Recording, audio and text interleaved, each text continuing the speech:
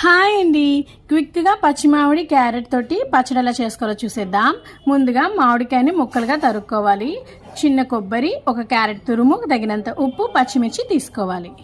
రోట్లో కొబ్బరి, తగినంత ఉప్పు, పచ్చిమిర్చి కూడా వేసుకొని దంచుకున్నాక మామిడికాయ ముక్కలు కూడా వేసుకొని దంచుకోవాలి.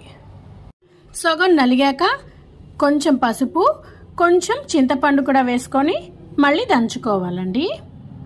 మామిడికాయ పచ్చడిలో క్యారెట్ వేస్తే బాగుంటుందో లేదో అనుకుంటారేమో, ఖచ్చితంగా చాలా బాగుంటుంది. ఒక్కసారి ట్రై చేస్తే మళ్ళీ తినాలనుకుంటారండి.